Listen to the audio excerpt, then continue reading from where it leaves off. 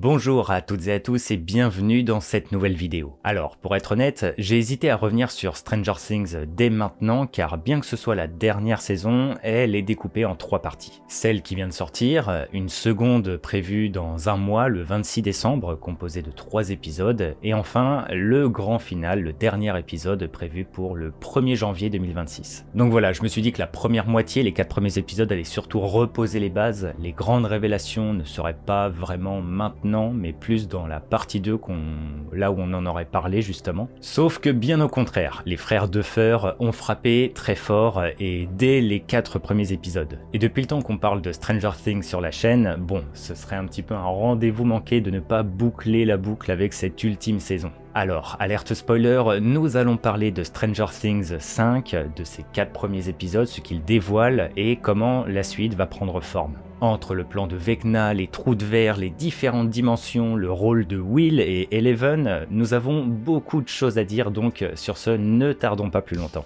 Près d'un an et demi après les événements de la saison 4, où Hawkins s'est retrouvé fracturé à cause de l'apparition d'immenses portails liés à l'Upside Down, on retrouve tous nos personnages iconiques déterminés à retrouver Vecna. Originellement Henry Krill ou One, le premier enfant victime des expériences du docteur Martin Brenner, qui a survécu à l'affrontement final de la dernière saison et est aujourd'hui prête à terminer son plan et son ambition d'anéantir Hawkins avant de s'attaquer carrément au monde dans sa globalité. Via les premiers épisodes, on nous révèle qu'Henry se sert aujourd'hui des enfants d'Hawkins pour réaliser sa mission. Un rappel évidemment à la toute première saison où il avait commencé sa machination par le biais de Will, car pour Vecna, qui méprise les humains et leur monde parasité, les enfants sont faibles, fragiles au niveau du corps et de l'esprit et par conséquent plus facile à briser pour les refaçonner. Mais vers quoi nous nous tournons exactement avec ça ? Eh bien, dans le fond, les intentions de Vecna possèdent encore une part de flou, il y a encore une part de mystère qui va servir pour le grand final, mais dans la forme, la saison et la série même ont déjà installé plusieurs petits éléments qui peuvent nous aider à tout comprendre. Le but du kidnapping des enfants est d'en faire des corps, des vaisseaux, des sortes de réceptacles que Vecna estime parfaits pour modeler ses intentions. Et comme nous l'avons vu grâce aux visions de Will, après avoir été enlevés, les enfants sont désormais attachés à des piliers dans l'Upside Down, dans un endroit encore secret, détenu par Henry qui les relie à la ruche, à l'esprit collectif. Sous les traits de Mr. Whatsit, Monsieur Quiproquo, Henry a manipulé mentalement les enfants désirés, se faisant passer pour un ami protecteur. Et grâce à l'enlèvement inspiré de l'histoire avec Will, le premier enfant connecté, les enfants installés sur les piliers comme Holly qui nous le démontre atterrissent dans un monde alternatif, une dimension mentale propre à Vecna qui contrôle l'esprit de ruche. Sauf qu'à partir de là, nous avons besoin d'aller encore plus loin. Et je ne sais pas si vous le savez, mais Stranger Things, qui est l'un des projets phares de Netflix, n'est aujourd'hui plus qu'une simple série. C'est un véritable projet d'univers cinématographique. Et si je vous dis ça, c'est parce qu'aujourd'hui, par le biais de jeux vidéo, par le biais de livres ou encore par le biais de pièces de théâtre qui étendent la saga, Netflix et les frères Duffer qui ont réalisé la série ont dévoilé plusieurs éléments de lore pour Stranger Things. Je pense que certains en ont entendu parler via les réseaux, mais il existe une œuvre théâtrale officielle nommée Stranger Things The First Shadow, une pièce qui retrace les événements d'Hawkins dans les années 50 et début des années 60, avec entre autres l'arrivée de la famille Krill, la famille de Vecna en 1959. Pour vous résumer simplement ce préquel, dit canon à la série, Henry était un enfant qui vivait avec sa famille à Rachel, dans le Nevada. Explorateur dans l'âme, il aimait beaucoup parcourir les grottes voisines et découvrir les environnements avec sa longue vue. Sauf qu'un jour, Henry a fait la découverte dans les grottes d'équipements scientifiques volés au laboratoire d'expérimentation du Nevada, destiné à établir un portail vers une dimension parallèle. Sans le vouloir, Henry a donc atterri dans ce nouveau monde, un plan d'existence composé de créatures encore jamais vues, et sous l'influence d'un monstre à la forme d'ombre gigantesque. Ce voyage aura duré 12 heures, et quand Henry est revenu, il n'était plus le même. Son groupe sanguin, sa personnalité, tout avait changé chez lui, au point de perdre à plusieurs moments le contrôle et de blesser sévèrement un autre garçon. Ce qui a poussé la famille Krill à déménager, en l'occurrence à Hawkins, pour s'établir dans un nouveau départ et une nouvelle vie pour Henry. Sauf que c'est là que le Dr Brenner entre en scène. Notre iconique papa. Depuis le Nevada, Brenner a retrouvé l'équipement volé et la trace d'Henry. Et s'établissant désormais à Hawkins pour s'accaparer le jeune garçon, il a fait d'Henry sa première expérience. One est né, le premier enfant d'une longue série qui vont conduire jusqu'à l'arrivée d'Eleven et les événements que vous connaissez. Henry, comme montré dans l'épisode 7 de la saison 4, s'est rebellé et a confronté Eleven qui l'a banni sans le vouloir. C'est à partir de ce moment qu'il s'est pleinement lié à l'Upside Down, jusqu'à devenir véritablement Vecna, jusqu'au jour où, à cause des expériences de Brenner, Eleven a malencontreusement rouvert à nouveau le portail, la première marche d'un escalier de conséquences, puisqu'après ça, Will s'est fait enlever. Les saisons suivantes ont poussé le conflit dimensionnel à de nouvelles échelles, et ce jusqu'à cette saison 5. Ce préquel est super intéressant, car outre le fait qu'il soit officiel du coup à l'univers de Stranger Things, eh bien la saison 5 s'en inspire très clairement. Déjà, dans l'épisode 5 de la saison 4, on nous présentait le laboratoire de Brenner et du Dr Owens dans le Nevada, un lieu secret qui a servi scénaristiquement à redonner l'étincelle à Eleven, accompagné de ses souvenirs pour retrouver ses pouvoirs. Ensuite, nous pourrions nous dire également qu'une incohérence se glisse dans tout ça, dans le sens où Henry devrait se rappeler de son passé. Or, c'est là que tout prend du sens. Comme l'explique Brenner à Eleven, à propos du soir où elle a battu Henry, tout comme One, elle ne connaissait pas l'étendue de ses pouvoirs et a totalement dépassé ses limites. Une surcharge, tel un traumatisme qui lui a effacé la mémoire de ce qu'elle a vécu à ce moment-là. Comme si elle avait enfoui tout ça en elle. Une chose, du coup, qu'Henry lui-même a subie quand il nous raconte sa propre histoire. Et cela concorde avec ce que nous voyons dans la 5e saison. Holly, depuis le monde mental de Vecna, a découvert son équipement de Boy Scout, traduisant son côté explorateur quand il était enfant. Et entre autres, sa fameuse longue vue, qui est clairement une référence à ce qui est raconté dans la pièce de théâtre. Plus que ça, ce monde mental est assemblé à partir de l'histoire d'Henry. Holly réside dans la maison des Krill, soit la maison d'enfance de One située à Hawkins. Max, qui elle aussi est présente dans ce monde, a pu parcourir de nombreux souvenirs appartenant à Henry, dont même des souvenirs qui la concernent. Et vous vous doutez où je me dirige avec ça ? Non très loin de la maison des Krill, au-delà de la forêt, nous retrouvons un autre biome, bien plus sauvage et désertique. Nous sommes très logiquement dans une reproduction du Nevada, et plus particulièrement les grottes situées à Rachel, la ville d'origine d'Henry. Un élément profond puisque cela explique pourquoi Max a pu s'établir dans cet endroit. Henry est marqué par son traumatisme d'enfance, peut-être ne s'en rappelle-t-il pas clairement à cause des souvenirs potentiellement effacés, mais son corps, lui, s'en rappelle. C'est la grotte où il a vécu le traumatisme, où il a voyagé vers une autre dimension enfant, avant d'en revenir changé à jamais, si on se base sur la pièce de théâtre. D'ailleurs, j'ai remarqué un détail de fou, vous me direz ce que vous en pensez. Mais le capuchon de la longue vue me faisait tiquer. Je trouvais même que c'était un détail étrange, que l'on s'attarde autant, on va dire, sur le capuchon de la longue vue qui a un trou. Et à y regarder de plus près, eh bien, c'est la même forme que l'ouverture de la grotte où Max montre l'incroyable vue à Holly. Ce qui appuie du coup encore plus les liens entre le passé de Henry avec cette grotte. Son capuchon est adapté à la forme de la vue. Et à partir de là, c'est le moment où on va commencer à parler du futur. Car ce qui est très intéressant avec Stranger Things, c'est que nous sommes dans une série mettant en valeur les années 80, voire les années 60 quand on nous propose des flashbacks. Donc dans l'écriture du récit, pour nous illustrer, nous expliquer les événements surnaturels qui sont en train de se produire, les frères Duffer se servent de plusieurs éléments scientifiques de l'époque ou des œuvres culturelles de cette période. Pour l'exemple, la première saison nous mettait énormément en valeur le jeu de rôle Donjons et Dragons, qui s'est étendu par la suite à toute la série. Ou encore, pour un autre exemple, la deuxième saison, avec la borne d'arcade, nous présentait le jeu vidéo Dig Dug, qui inspirait par la suite les nombreuses galeries et tunnels apparus sous Hawkins, et qui servent encore aujourd'hui nos personnages. La saison 5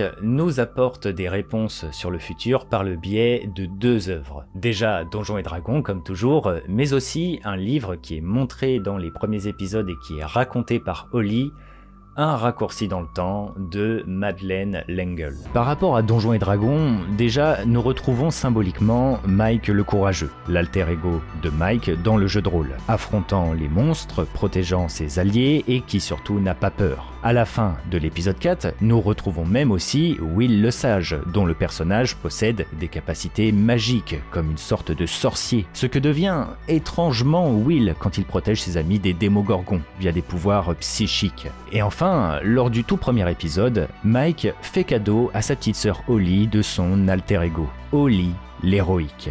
Une identité à l'apparence d'une clerc, soit l'équivalent d'une sorte de mage blanc, je dirais simplement, capable de protéger ses amis avec des sorts de guérison et de protection, et surtout, générer un portail dimensionnel pour se téléporter où elle le souhaite.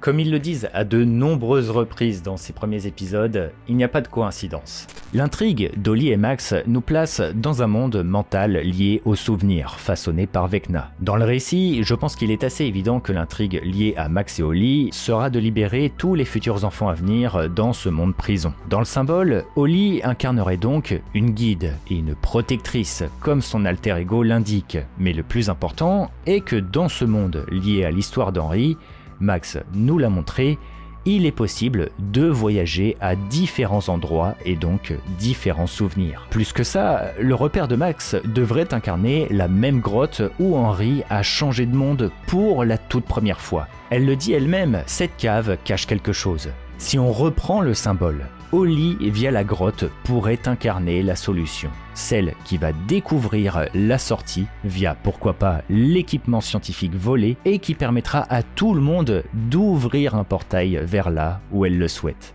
c'est-à-dire la maison. Ce n'est que de la théorie et des interprétations. Ensuite, il est grand temps de rentrer dans le dur avec un raccourci dans le temps qui est très largement mis en évidence avec le début de la saison. Un raccourci dans le temps, pour faire très simple, c'est l'histoire d'une jeune ado du nom de Meg, vivante avec sa mère et son frère du nom de Charles Wallace. Malheureusement pour Meg, son père, un brillant scientifique travaillant pour le gouvernement, a disparu. Et en réalité, ce dernier a disparu parce qu'il a tenté de voyager par le biais du Tesseract. Un moyen et un pouvoir, si on peut le désigner comme ça, qui permet de se déplacer entre 2 points de l'espace-temps. Donc, entre 2 mondes. C'est alors que 3 étranges femmes apparaissent à Meg. Madame Key, Madame Kidam et Madame Quiproquo.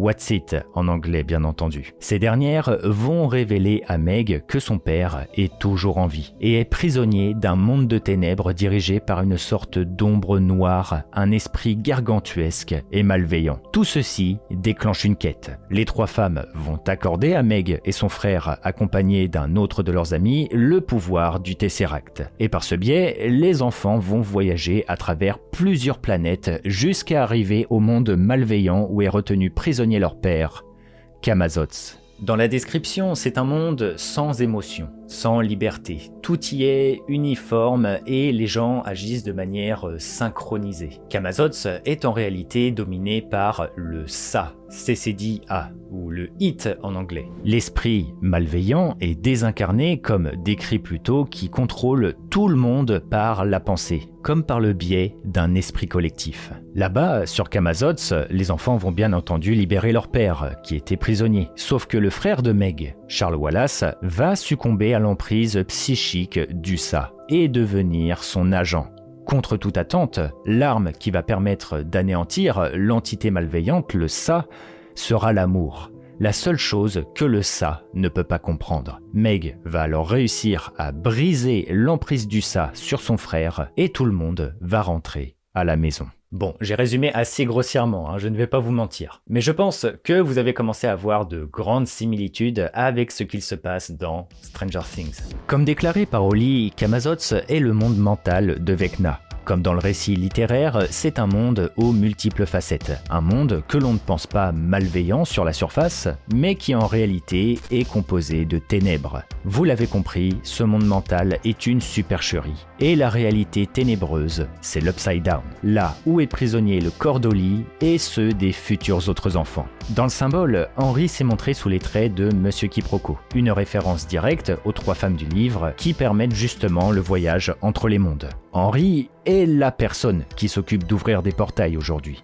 Et c'est lui qui a mené Oli dans ce monde mental. Ensuite, cette dernière nous déclare que Max reprend le rôle du père prisonnier du monde et que nous devons libérer, tandis que Vecna incarne donc le ça. Et elle a totalement raison, sauf que je pense que c'est plus profond que ça encore. Si nous réunissons tout ce que nous disons depuis le début de la vidéo avec l'histoire d'un raccourci dans le temps, il y a moyen de comprendre autre chose dans le sens plus large. Je vous explique ma pensée. Si on reprend l'histoire d'Henry, ce dernier a été corrompu par le Mind Flayer, cela voudrait dire. Et c'est quelque chose d'extrêmement plausible, dans le sens où lorsqu'il a été banni par Eleven dans l'Upside Down, là où il est devenu Vecna, il a fait la découverte d'un royaume qui le complaisait dans sa quête d'un univers inexploité par les humains qu'il considère comme des parasites. Il voulait devenir un prédateur et vouait par rapport à ça une fascination particulière pour les veuves noires. C'est à ce moment qu'il a découvert quelque chose. Une ombre, une essence qui allait lui permettre de devenir ce qu'il deviendra. Et nous parlons du Mind Flayer. Telle une incarnation du mal, de la noirceur, de la malveillance, le Mind Flayer n'a fait qu'un avec Henry, dont le cœur a été noirci par son histoire. C'est une sorte d'échange de bons procédés. Ou de mauvais procédés, on pourrait dire. Le Mind Flayer, comme décrit dans la série, c'est une ombre qui se répand et qui cherche à engloutir le monde réel. Henry, quant à lui, souhaite devenir un prédateur. Il prend sa revanche sur le monde et sur les hommes. Et dans ce sens, le Mind Flayer, comme un symbole, est l'incarnation du mal qui exploite à fond la noirceur d'Henry, qui décuple sa rancœur et sa malveillance, et qui lui octroie donc, encore plus de pouvoir. Et cette essence malveillante, Henry lui a même donné la forme d'une veuve noire, la créature dont il voue une fascination. Par conséquent, si nous reprenons l'histoire, Vecna ne serait pas le ça, comme l'affirme Oli, mais incarnerait donc le frère, Charles Wallace, celui qui finit sous l'emprise de l'ombre et des ténèbres. Le ça serait donc bien évidemment le Mind Flayer, cette gigantesque ombre, cette incarnation des ténèbres. Et cela nous permet du coup d'aller encore plus loin. Puisque si Henry serait le frère, soit Charles Wallace, il nous faut quelqu'un pour incarner Meg, sa sœur, le personnage principal. Et bien entendu, je parle d'Eleven. Comme dans un raccourci dans le temps, elle est l'héroïne principale, celle qui finit par résoudre la situation grâce à l'amour. Amour qu'elle a découvert et apprivoisé depuis le tout début de la série grâce à ses amis, grâce à Mike et grâce à Hopper, son père adoptif. Un amour grâce auquel Eleven a pu se développer, et ce même dans ses pouvoirs. Ce n'est pas à partir d'un souvenir triste et de colère qu'elle a vaincu One, comme ce dernier lui conseillait de le faire, mais c'est grâce à un souvenir de sa mère qui lui affirme son amour. Un souvenir heureux. Et c'est quelque chose qui mérite encore d'être développé, puisqu'Eleven teasait son plein potentiel à la fin de la saison 4. Grâce à une nouvelle échelle de ses pouvoirs, elle a pu ramener Max d'entre les morts. Dans leur histoire, comme dans celle de Un raccourci dans le temps, Henry est symboliquement l'opposé et le frère d'Eleven. Et ce, depuis la salle de l'arc-en-ciel, là où Brenner, qui étrangement rappelle le père brillant scientifique ayant découvert le Tesseract permettant de voyager entre deux mondes. Et pour rejoindre toute cette idée, Martin Brenner et Henry lui-même affirmaient qu'à chaque vie que Henry prenait, ce dernier devenait plus fort, ou du moins qu'il se rongeait un peu plus, tout comme la barrière entre l'Upside Down et le monde réel. Un sous-entendu sur le fait qu'Henry s'enterre de plus en plus dans la colère et dans la haine. Il se corrompt l'âme dans la noirceur. Et on le voit d'ailleurs sur son personnage physiquement. Vecna a énormément changé et s'est beaucoup plus affiné dans cette 5e saison. Des éléments qui représentent le Mind Flayer est ce que cette ombre gigantesque recherche pleinement. Cette force, cette essence intrinsèquement malveillante et négative. Dans tous les cas, comme le disait Dustin, Vecna est le général 5 étoiles du Mind Flayer, celui qui opère pour les ténèbres et qui dirige tout en son nom. Pour vous partager ma dernière pensée, je pense que symboliquement nous pourrions avoir un 2 contre 2. D'un côté nous avons Jane, soit Eleven, contre Henry, qui se sont connus en tant qu'humains, en tant qu'expérience de Brenner, et de l'autre nous allons avoir sur un autre plan Will contre Vecna. En gros un combat humain et un combat sur l'aspect Upside Down. Contrairement aux autres enfants, Will est lui aussi entré en contact avec le Mind Flayer, comme on nous le montrait dans la saison 2. Vecna a fait ses expériences sur lui, et cela a inspiré son plan pour la saison 5. Mais Will a aussi été victime du Mind Flayer en lui-même. Si on continue les symboliques, c'est pourquoi je dis qu'Eleven va se battre contre Henry, car Will est aujourd'hui l'équivalent de Vecna. Comme le montre l'affrontement final de la première partie, Will possède la même signature que Vecna quand il tue les Démogorgons.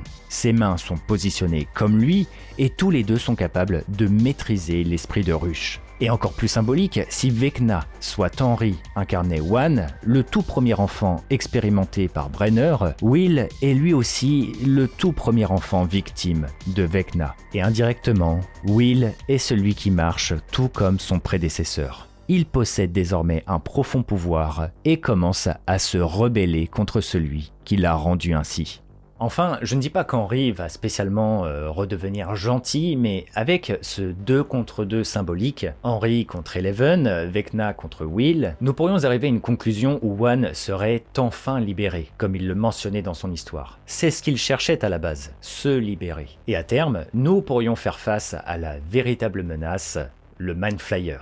Et pourquoi pas même que ce dernier prenne la forme du mythique dragon à 3 têtes, comme beaucoup l'espéraient, le monstre très symbolique de Donjons et Dragons. Enfin voilà, je ne sais pas ce que vous en pensez. Je vous partage ma simple vision de fan et mes pensées, je pense que je ne suis pas le seul d'ailleurs, donc n'hésitez pas à partager la vôtre en commentaire. Nous sommes là tout simplement pour échanger et même vibrer, je devrais dire. Nous arrivons quand même à la fin de Stranger Things. D'ailleurs, nous n'avons pas parlé du retour de Callie, qui était prisonnière dans l'Upside Down, l'une des rares enfants de Brenner à avoir survécu. Nul doute qu'avec le gouvernement qui a enfin mis pleinement son nez dans l'affaire, cette dernière a simplement été retrouvée et exploitée pour ses pouvoirs. Et vu que c'est la dernière saison, bon, c'est le moment pour réunir tout le monde. J'avoue, j'avais pas grand chose à dire sur Callie pour le moment, outre le fait que ça rajoute du poids dans l'équation. D'ailleurs, j'ouvre une autre piste qui me reste en tête, mais dans la saison 1 et encore une fois durant cette saison 5, ils insistent beaucoup sur le concept de trou de verre, qui permet le voyage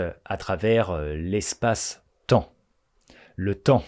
Dans la saison 1 comme dans la saison 5, ils nous ont remontré le fameux professeur de sciences qui explique cette fameuse théorie. Donc est-ce que la possibilité d'un voyage temporel à la fin de Stranger Things est une option à garder sur le côté ? Eh bien, c'est à vous de me dire. Si la vidéo vous a plu, n'hésitez pas à laisser un petit pouce bleu et puis surtout à vous abonner à la chaîne, car on va bien entendu parler de la partie 2 quand cette dernière va sortir, et puis de l'épisode final le 1er janvier 2026. Je dois le dire, je suis très impatient d'avoir des révélations sur l'Upside Down, car les frères Duffer l'ont teasé, la seconde partie de la saison va enfin nous expliquer beaucoup plus de choses sur cette fameuse dimension. Bref, je vous remercie de m'avoir écouté jusqu'au bout, quel bonheur de reparler de Stranger Things. Les amis, c'était Argorok. Allez, je vous dis à très bientôt.